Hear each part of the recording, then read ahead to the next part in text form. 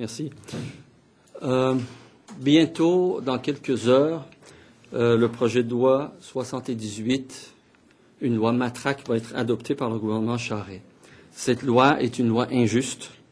C'est un abus de pouvoir qui enlève, non seulement aux étudiants, mais à tout le monde, à tous les citoyennes et citoyens du Québec, plusieurs de nos droits les plus fondamentaux. Le droit de manifester, le droit d'exprimer nos opinions. Québec solidaire s'engage donc à invalider cette loi. Nous appuyons le recours légal pour une requête en annulation, en nullité de la loi. Et nous lançons un appel à tous les partenaires de la société, les groupes populaires, les organisations de la société civile, le barreau du Québec, les intellectuels, les artistes engagés, les écologistes et les syndicats à réfléchir ensemble à la possibilité de désobéir à cette loi de manière pacifique. Nous allons aussi mener cette réflexion à Québec solidaire. Toute loi doit être obéie en société, mais il arrive que des lois soient à ce point déraisonnables et injustes qu'elles interdisent même les choses qui sont les plus précieuses, comme la liberté de penser et de parler. C'est ce que fait la loi matraque de M. Charest, interdire les libertés fondamentales. La désobéissance civile, ce n'est pas seulement des grands gestes d'éclat, comme la marche de Gandhi ou comme les actions de Martin Luther King. Avec la loi de M. Charest, même émettre une opinion favorable à la désobéissance civile, avec cette nouvelle loi, émettre une opinion favorable à la désobéissance civile, sans même commettre un quelconque geste que ce soit, peut constituer une infraction passible d'une lourde amende et même d'emprisonnement. Vous savez que c'est un gouvernement manipulateur qui joue beaucoup avec la vérité dans plusieurs dossiers. On l'a vu dans la construction et dans la corruption. Ce gouvernement a tenté de nous faire croire que cette loi ne vise que les perturbateurs, les casseurs.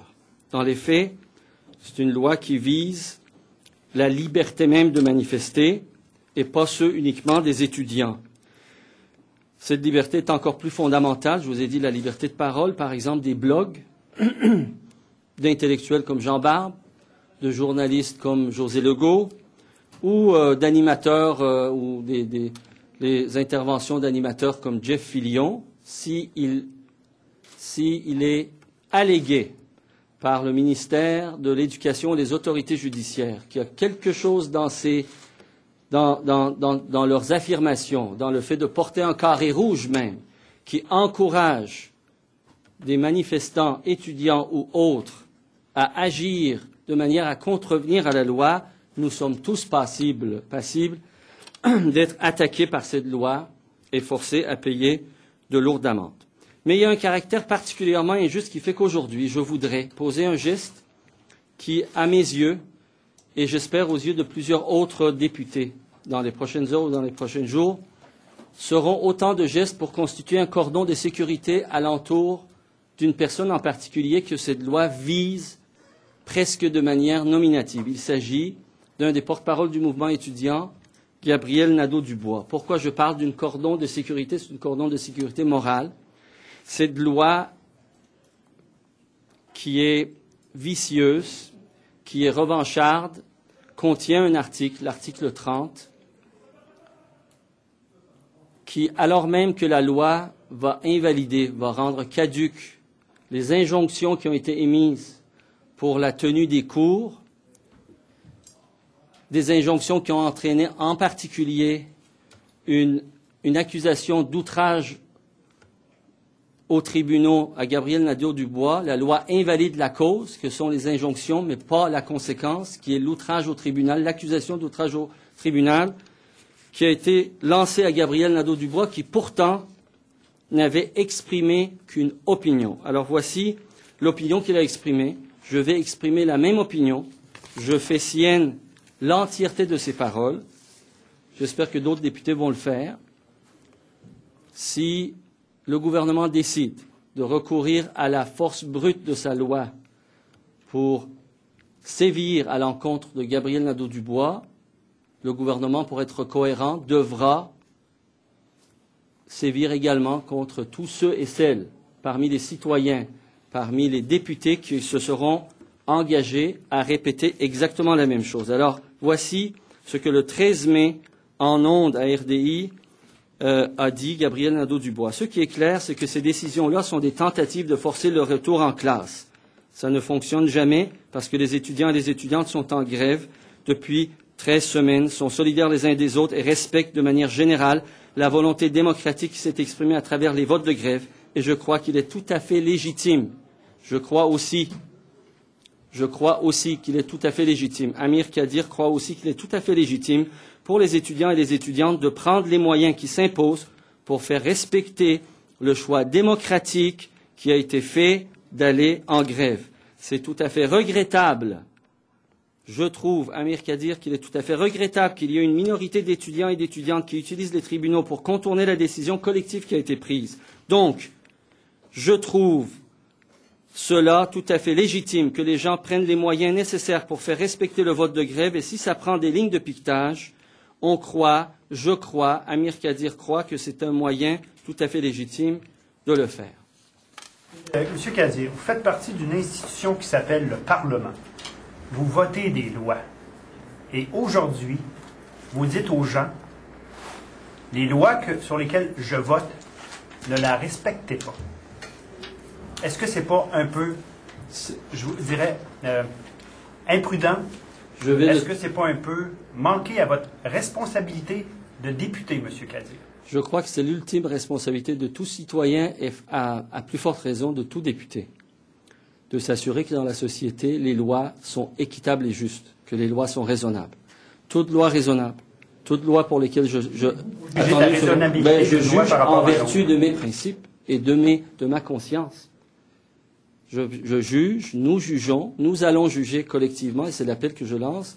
Nous avons un jugement à porter sur le caractère, légitime ou illégitime, d'une loi matraque imposée par un gouvernement illégitime, corrompu. Donc, ce que je vous ai dit, j'appelle tous les citoyens à respecter toutes les lois. Maintenant, j'appelle aussi les citoyens, les enseignants, les intellectuels, le barreau du Québec à nous aider à réfléchir. En ce moment, cette loi paraît à sa face même, aux yeux de tout le monde, comme une loi abusive. Une loi qui contrevient à l'exercice de droits encore plus fondamentaux.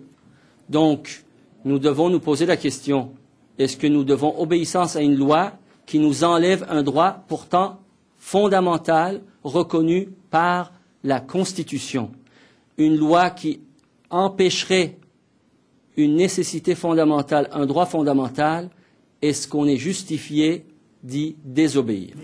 La loi est votée dans un Parlement démocratiquement élu et formé, monsieur Kadir. Pas par moi, monsieur. Monsieur Kadir, vous êtes en train de remettre en question les institutions au Québec, monsieur Kadir? Pas du tout, pas du tout. Je remets en question la légitimité d'un gouvernement. Je crois que c'est ce gouvernement qui met en question, qui invalide, qui injurie, qui met en péril, qui menace le caractère et la légitimité de l'institution même en imposant des lois aussi injustes qui ont une visée clairement électoraliste. Vous êtes un député qui est invité à la désobéissance civile. Je pense que j'ai répondu à cette question. Je suis un député qui invite tous les citoyens à respecter les lois que nous nous sommes données.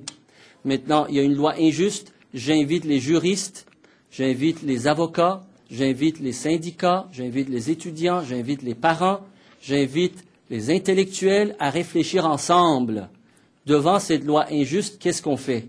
Est-ce qu'il est temps que collectivement on décide de désobéir en raison de la gravité des attaques de cette loi à l'encontre des libertés fondamentales? Vous jouez un peu sur les mots, inviter à réfléchir. C'est une invitation à faire de la désobéissance civile que vous faites. Je n'ai pas encore dit ça. Je n'ai pas encore appelé à ça, non. Tout ce que j'ai fait aujourd'hui, je me suis approprié et j'ai répété les mêmes mots que Gabriel Nadeau-Dubois, qui est frappé par une injonction que la loi maintient. D'accord? Et plusieurs autres députés s'apprêtent à le faire pour constituer un cordon de sécurité morale alentour d'une personne que la loi vise de manière vicieuse et revancharde individuellement. C'est le seul geste qui outrepasse, par exemple, un ordre de cour. D'accord? On s'entend bien? Ceci étant dit, j'invite tout le monde à respecter la loi. mais nous sommes devant une urgence en société. Il y a une loi injuste qui veut nous enlever des droits fondamentaux, qui veut m'enlever à moi et à l'ensemble des citoyens du Québec le droit de penser et de parler. Ça, c'est des libertés fondamentales qui nous sont données par la loi commune et par la Constitution de ce pays. Si une loi vient à m'enlever ces droits-là, c'est la loi et le gouvernement qui l'a promulguée qui doit vivre avec l'odieux de m'enlever ces droits en invoquant sa loi injuste. Monsieur Cadier, bon, vous invitez à une réflexion sociale sur l'obéissance à la loi, mais ce faisant, peu importe la conclusion, vous avez en quelque sorte donné le feu vert à ce genre d'action-là. La désobéissance civile est une noble chose. Une graine, là, dans le sens où il y a des gens qui vont penser que, bon, ben moi, il y a un élu de l'Assemblée nationale qui me donne un appui. Là. Je comprends, M. Chouinard, mais dans ma perspective démocratique et dans celle de mon parti, la désobéissance civile, lorsqu'elle est justifiée, non seulement est moralement juste, mais est tout à fait politiquement indiquée. On connaît des situations... Pas à la désobéissance civile. La désobéissance civile, lorsqu'elle est moralement juste, lorsqu'elle est indiquée, est tout à fait justifiée et recommandable. Maintenant, la réflexion que je demande, qu'on fasse collectivement, on va le faire avec des partenaires sociaux, est-ce qu'on est devant une telle situation où on peut dire que cette loi est tellement abusive, est tellement en contradiction avec les choses les plus fondamentales sur lesquelles repose notre démocratie qu'on en est rendu là? Je n'ai pas une réponse aujourd'hui à vous offrir, mais je pense qu'on doit sérieusement réfléchir à cette possibilité. Je vous avais dit que vous invitez à réfléchir ensemble à désobéir de manière pacifique. Qu'est-ce que c'est ça, désobéir de manière pacifique? Donnez-moi des exemples. Par exemple, d'exprimer mon opinion, de dire que si dans la rue, les gens veulent manifester pacifiquement, que cette autorisation leur est donnée par la loi constitutionnelle de ce pays et reconnue par la charte. D'accord? Ces gens-là vont bientôt, à cause de cette loi, être frappés d'interdits juste par le seul jugement ou autorité conférée à un policier de décider sur le champ, est-ce qu'ils ont le droit de passer ici ou pas, est-ce qu'ils peuvent être en attroupement légal ou pas légal. Ça, c'est une contravention du droit fondamental de ces gens-là. Donc, en exprimant mon opinion, juste en exprimant ça, en disant, si vous pensez que vous êtes en droit, que vous respectez la charte, que vous ne dérangez pas, que vous êtes pacifique et que vous ne faites que marcher dans la rue et faites valoir votre droit fondamental, ne craignez rien, continuez. Juste le fait de dire ça, sans même moi-même le faire, dans cette loi, ça va être une désobéissance civile. Le fait de le faire, le fait d'exprimer cette opinion, de dire que la désobéissance civile peut s'appliquer à cette loi, va être en soi une désobéissance civile. Je pourrais aller en prison à cause de ça. Donc, vous invitez à ne pas respecter le sens de la loi. Seriez-vous prêt, M. Cadier, à aller en prison? On verra, comme disait l'autre, mais vous savez, je pense que le gouvernement ne fera pas ça. J'espère que le gouvernement ne fera pas ça. Parce que ce que je suis en train de dire, c'est que nous avons encore le droit dans la société à réfléchir. J'ai le droit encore ici, je crois, au Québec, vu sur les valeurs sur lesquelles repose notre démocratie, de poser la question, de dire aux gens que peut-être on est rendu à un moment d'une telle gravité, puis une loi d'une telle inéquité, injustice, qu'il faut recourir à la désobéissance civile. Si pour cette raison, pour même l'évoquer, puis encourager les gens à le faire, sans moi-même le faire, c'est un geste illégal, ça veut dire que ma liberté de parole même est remise en question. Vous avez lu les articles de la loi. En fait, cette loi-là s'apprête à décréter interdit que je puisse même exercer cette liberté de parole. Si pour ça, il faut aller en prison, je pense que je ne serai pas seul. Mais j'espère qu'on n'en arrivera pas là. Je vais dire deux questions, deux dans la question, si vous me permettez. Quels sont vos liens avec la classe, M. Cadier? Mes liens avec la classe, nous, on essaye par tous les moyens à faire en sorte qu'on respecte la volonté qu'on sent dans le milieu étudiant d'avoir une unité dans le mouvement étudiant. Donc, depuis le début de ce mouvement-là, bien que la classe a comme mode de fonctionnement, comme principe de fonctionnement, de se tenir loin de tout parti politique, ils doivent être tannés de me voir de temps en temps, une fois aux quelques jours, une fois par semaine, des fois même 2 fois par jour, les harceler pour les encourager à rester unis, à se coller à la FEUC et à la FEC. Et je fais la même chose avec la FEC et la FEUC. Donc, pour leur plus grand bien ou pour leur plus grand mal, bien sûr, de temps en temps, on souhaite les voir être les plus proches des uns des autres, on les encourage à l'unité. Voilà mes liens avec la FEC, la FEUC et la CIF. C'était pas le sens de ma question. Ce matin, Gabriel Nadeau-Dubois a fait le même genre d'appel, une réflexion à la désobéissance. Et aujourd'hui, curieusement, vous arrivez, réflexion sur la désobéissance. Alors, quels sont les liens entre vous et M. Gabriel Nadeau-Dubois? Nous avons parlé, j'ai parlé régulièrement. Alors, pour vous rassurer, non, c'est bon. Je veux juste dire que cette question de venir constituer un cordon de sécurité alentour de Gabriel Nadeau-Dubois, nous parlions, moi, M. Curzi, M. Haussan, en chambre hier soir, avant que Gabriel Nadeau fasse une quelconque mention de ses intentions de désobéir ou de réfléchir à la désobéissance civile. Donc, c'est tout à fait indépendant. Quand je l'ai vu sortir aujourd'hui en point de presse et se mettre à découvert, puis appeler lui aussi dire qu'ils sont en réflexion, je pense qu'on est rendu là comme société, étant donné le caractère. Écoutez, moi aussi, comme vous, je fais mes classes. Moi aussi, j'entends le barreau du Québec. Moi aussi, j'entends un vieux syndicaliste qui dit, en 40 ans de syndicalisme, il ne se souvient pas d'une loi aussi abusive, aussi brutale. Donc, quand on entend tout ça, on se dit, bon, on est peut-être rendu à un tel excès, à une telle violence de la part du législateur qui abuse de son pouvoir, qu'il est peut-être temps de considérer toutes les possibilités, y compris la désobéissance civile. Une dernière question. Le même président de syndicat, peut-être pas le même, mais il y a M. Arsenault ce matin, visiblement, n'était pas très à l'aise du fait que M. Nadeau-Dubois a invoqué ça. Donc, je ne suis pas sûr qu'il encourage ce genre de... pas. M. Arsenault est à la tête d'un grand syndicat, il doit consulter ses membres, et je suis sûr que beaucoup de gens ont des malaises, on doit réfléchir, et nous également. Mr. Cadieux, do I understand that you're encouraging people to break the law?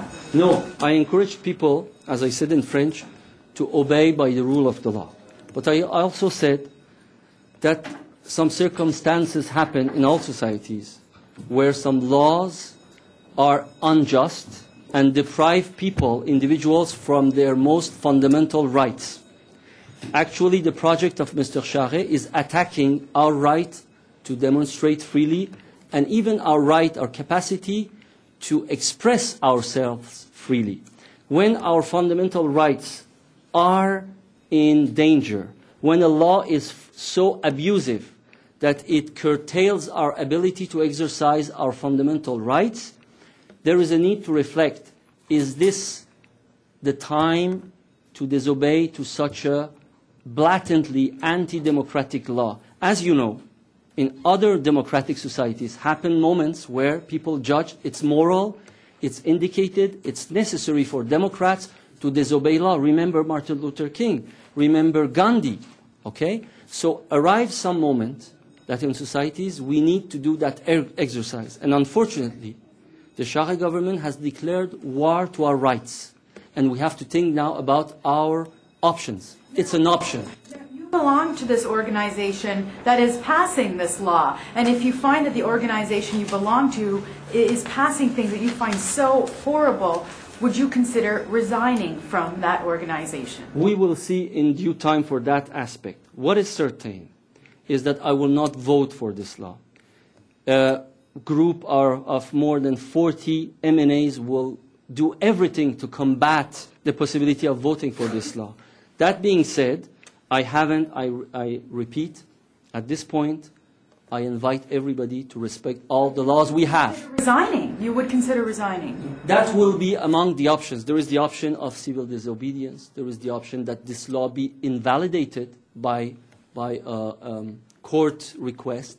So there are different options, and we don't act alone. I have invited intellectuals, journalists, lawyers, the Barreau of Quebec, organizations of civil society to reflect and to concert commonly to see what are the options in front of us. A society cannot always obey to its rulers when the rulers don't obey to the law of justice. In reading what Mr. Nadeau-Dubois said on RDI, is that an act of civil disobedience? I don't think so. What is it then? it's an act of civil solidarity. It's an act of support and solidarity. I just want to put the legislator in front of its, I would say, contradictions. If Gabriel Nadeau-Dubois deserves amount, deserves fine or any other punitive measures, then I should also be punished. Other MNAs that will do the same should be punished. Other citizens that do the same should be punished. Because Gabriel Nadeau-Dubois, in a very sournois, in a very revanchard, how do you say it? Revengeful manner, is targeted in this law. There is an article which targets specifically this spokesperson, who is only a spokesperson. So this government is really acting in such indignified manner in personalizing its war against society and against the rights of the students. Thank you.